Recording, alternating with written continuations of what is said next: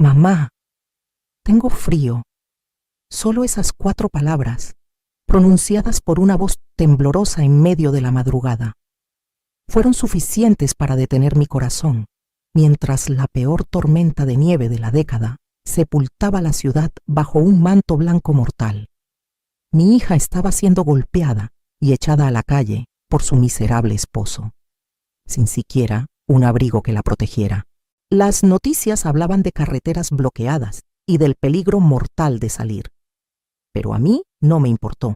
Conduje 200 millas sin descanso a través de una neblina de escarcha, solo para encontrarla acurrucada y morada por el frío contra la pared de ladrillos de una gasolinera abandonada. Al ver a mi hija temblando en esa agonía, supe que no podía limitarme a llorar. Mi yerno y mis otros hijos codiciosos pensaban que yo era una anciana débil. Se equivocaron. Esta noche, la verdadera tormenta no está afuera, está en mis manos. Y voy a asegurarme de que sufran 10 veces más por cada lágrima que mi hija derramó. La mayoría de las personas de mi edad, a los 67 años, buscan la paz en un jardín o en el silencio de una casa limpia. Yo me llamo Irene Paredes, y siempre he creído que el silencio es una herramienta, no un vacío. Sin embargo, hace 2 noches, ese silencio se convirtió en una alarma ensordecedora. Eran las 2:14 de la mañana cuando mi teléfono vibró sobre la mesa de noche. En la pantalla, el nombre de mi hija, Elena, parpadeaba como una advertencia. Al contestar, no hubo un hola, ni un lo siento por la hora. Solo escuché una respiración entrecortada, el silbido de un viento feroz y 3 palabras que me sacaron la sangre del cuerpo. Mamá, tengo frío. Elena se había mudado a 300 kilómetros de distancia tras casarse con Roberto, un hombre que siempre caminaba como si el suelo le perteneciera, pero que nunca había puesto un ladrillo para construir nada. La radio local llevaba horas advirtiendo sobre la peor tormenta invernal en décadas. Las carreteras estaban siendo clausuradas y la visibilidad era nula, pero una madre no necesita ver la carretera para encontrar a su hija. Solo necesita saber que está en peligro. No llamé a la policía, porque en este pequeño pueblo de México, la burocracia llega más tarde que la tragedia. Me puse mis botas, tomé 2 mantas de lana pesada, un termo con café hirviendo y las llaves de mi vieja camioneta. Mientras salía, mi hijo mayor, Julián, que vive en la casa de huéspedes al fondo, me vio desde su ventana. No se movió, no preguntó. Ese fue el primer indicio de que esta noche no solo enfrentaría a la nieve, sino a la verdadera cara de mi propia familia. El viaje de 200 millas apenas comenzaba, y mi paciencia con el mundo que rodeaba a mi hija se había congelado por completo. Conducir por la carretera estatal bajo una tormenta es como intentar navegar en un océano de leche. Todo es blanco. Mis manos, nudosas por los años pero firmes, apretaban el volante con una fuerza que no sabía que aún poseía. Cada kilómetro era una batalla contra el viento que intentaba empujar mi camioneta fuera del asfalto. Pensaba en Roberto. Recordaba cómo, hace solo 6 meses, él se jactaba de ser el protector de la familia, mientras yo pagaba discretamente la hipoteca de su casa, porque él estaba entre proyectos. El desprecio por su arrogancia era el combustible que me mantenía despierta. A mitad de camino, cerca de una gasolinera abandonada llamada El Descanso, vi una mancha oscura contra la pared de ladrillos rojos. Detuve la camioneta de golpe, derrapando sobre el hielo. Allí estaba ella. Elena no tenía abrigo, solo una sudadera de algodón empapada. Estaba hecha un ovillo, con los labios de un azul que nunca olvidaré y los dedos tan rígidos que no pudo soltar su teléfono cuando la alcancé. Me echó mamá. Dijo que la casa era suya y que si no me gustaban sus reglas, que me fuera a buscar a mi querida madre. Susurró entre dientes castañantes. Roberto no solo la había golpeado emocionalmente, la había sentenciado a muerte por hipotermia. La subí a la camioneta, la envolví en las mantas y le di café. No lloré. No era el momento. Mientras el motor rugía para darnos calor, miré hacia la oscuridad. Roberto pensaba que Elena estaba sola. No sabía que acababa de despertar a la mujer que había construido todo lo que él creía poseer. Llegamos a mi casa cuando el sol apenas intentaba atravesar las nubes grises del amanecer. Elena finalmente se durmió en su antigua habitación, agotada por el trauma. Yo, en cambio, me senté en la cocina a esperar. No pasó mucho tiempo antes de que Julián entrara, oliendo a sueño y desinterés. «Ah, ¿ya regresaste? ¿Ves? Te dije que Elena es dramática. Seguro solo tuvieron una discusión por el dinero de la cuenta compartida», dijo mientras se servía cereal. Lo miré en silencio durante un minuto entero. Julián siempre había sido cercano a Roberto. Compartían esa mentalidad de que las mujeres de la familia eran simplemente cajeros automáticos con sentimientos. Poco después, mi hija mayor, Sofía, llamó por videollamada. No preguntó por la salud de su hermana. «Mamá, Roberto llamó a mi esposo. Dice que Elena se puso como loca y se fue sola. Tienes que convencerla de que vuelva. Si se divorcian ahora, Roberto no nos va a prestar la casa de la playa para las vacaciones de verano», reclamó con una naturalidad que me dio náuseas. Mis propios hijos estaban tasando el sufrimiento de su hermana en días de vacaciones y préstamos sin intereses. En ese momento, tomé una libreta y empecé a anotar. No anoté sentimientos, anoté números, fechas de depósitos, títulos de propiedad y nombres en facturas de servicios. Ellos creían que yo era el árbol que siempre daría sombra, sin importar cuántas ramas le cortaran. Iban a aprender que un árbol también puede dejar caer sus frutos sobre quien intenta derribarlo. 3 días después, cuando la nieve empezó a ceder y las calles volvieron a ser transitables, un coche se estacionó frente a mi puerta. Era Roberto. Bajó del vehículo con un ramo de flores barato y esa sonrisa de vendedor de seguros que tanto le funcionaba con los demás. Elena, que estaba en la sala tomando un té, comenzó a temblar. Me puse de pie antes de que él pudiera tocar el timbre. Abrí la puerta y me quedé en el umbral, bloqueando la entrada. «Suegra, qué alegría verla. Vengo por mi esposa. Ya sabe cómo son estas cosas. La pasión a veces nos ciega, pero ya estoy listo para perdonarla», dijo, intentando pasar. No me moví. «No vas a entrar, Roberto», dije con una calma que lo descolocó. Su sonrisa vaciló. «Vamos, Irene, no sea difícil. Elena necesita estar en su casa». Saqué un sobre amarillo de mi delantal. «Ese es el punto. Roberto, esa casa donde vives, la que llamas tuya, está a nombre de una sociedad que yo controlo. Y el contrato de comodato que te permitía vivir ahí expiró ayer al mediodía». Se puso pálido. Empezó a balbucear sobre sus derechos y sobre cómo él era el hombre de la casa. Un hombre de verdad no deja que su mujer se congele en una gasolinera. «Mañana a primera hora, los cerrajeros cambiarán las puertas. Tus cosas estarán en cajas en la acera». Roberto empezó a gritar, llamándome vieja amargada. Fue entonces cuando Julián salió de la casa de huéspedes para defenderlo. «Mamá, no puedes hacerle eso a mi hermano». Mi respuesta fue simple. Lo miré a él también y le dije que buscara sus propias cajas. La escena en mi sala esa noche parecía un funeral, pero nadie había muerto. Excepto la codicia de mis hijos. Sofía había llegado rápidamente, horrorizada por la noticia de que iba a recuperar la casa de Roberto. «Es una crueldad. ¿Dónde va a vivir la familia de Roberto? ¿Y mis sobrinos?», gritaba mientras caminaba de un lado a otro. Elena observaba todo desde el rincón, dándose cuenta por primera vez de que sus hermanos nunca habían estado de su lado. Yo saqué mi computadora portátil y la puse sobre la mesa del comedor. «Durante 10 años he pagado las deudas de Julián, las tarjetas de Sofía y la vida de fantasía de Roberto», les dije, mostrando los estados de cuenta en la pantalla. «Ustedes no aman a Elena, aman la comodidad que mi dinero les compra. Pues bien, hoy se acaba el autoservicio». Procedí a mostrarles algo que no esperaban. Ya había cancelado la tarjeta de crédito adicional que Sofía usaba para sus emergencias. que resultaron ser cenas en restaurantes caros, y había dado de baja el seguro del coche de Julián. El aire en la habitación se volvió pesado. Julián intentó acercarse a mí, tratando de usar el tono manipulador de hijo favorito, pero mi mirada lo detuvo. Mañana pongo la casa de la playa en venta. Con ese dinero, Elena tendrá su propio negocio y su propia vida.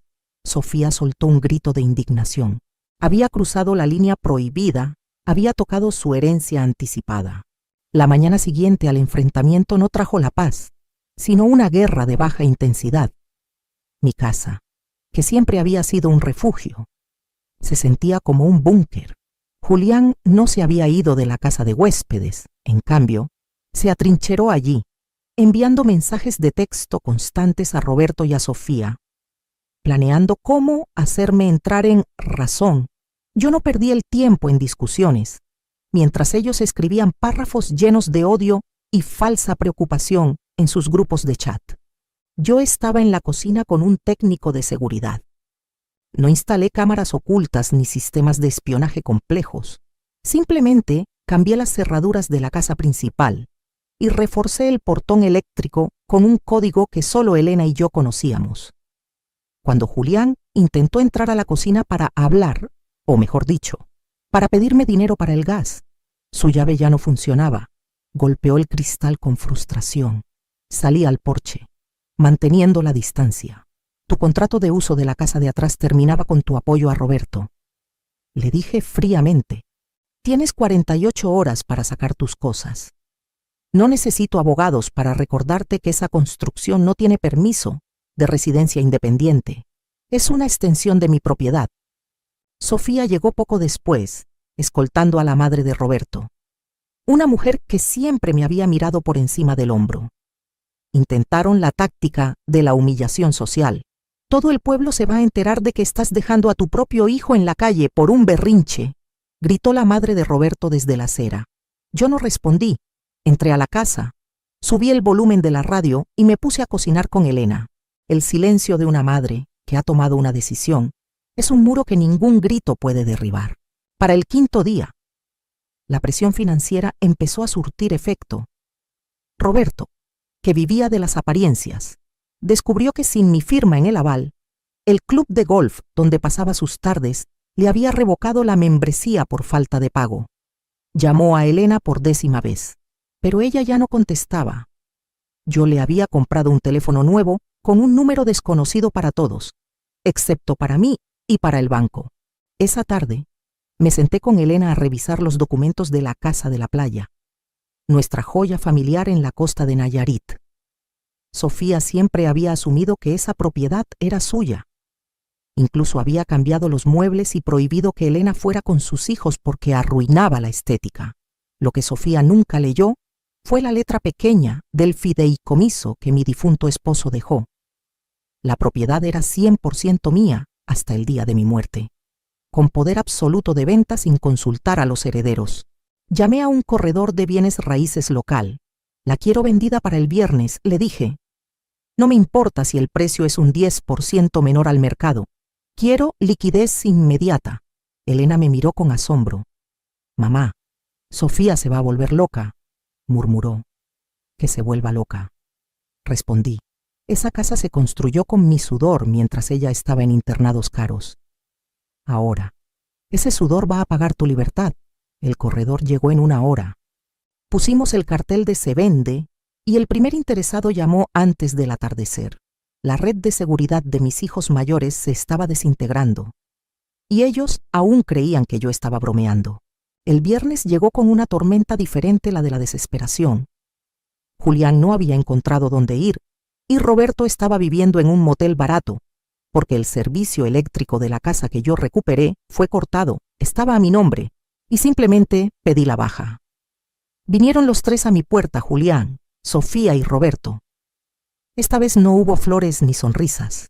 Vendiste la casa de Nayarit, ese era mi patrimonio, aulló Sofía, roja de furia. Roberto intentó intimidarme físicamente, dando un paso hacia adelante. Escúcheme bien, señora. Usted no sabe con quién se mete. Esa casa de Elena es mía por derecho de matrimonio. Lo miré a los ojos. sin retroceder un centímetro. En este estado, Roberto, las propiedades adquiridas por herencia o donación antes o durante el matrimonio no entran en la sociedad conyugal. Esa casa es un regalo de mi padre para mí. No tienes un solo papel que te respalde. Luego miré a Julián. Tus deudas de juego suman más de lo que vale la casa de atrás. He pagado cada una para que no te rompieran las piernas. Pero hoy entregué los recibos a los cobradores con tu nueva dirección, el motel donde se está quedando tu amigo Roberto. La palidez que cubrió el rostro de Julián fue el pago más satisfactorio que he recibido en años. No hubo violencia, solo la exposición de la verdad. Les entregué una última caja con sus pertenencias personales y cerré la puerta.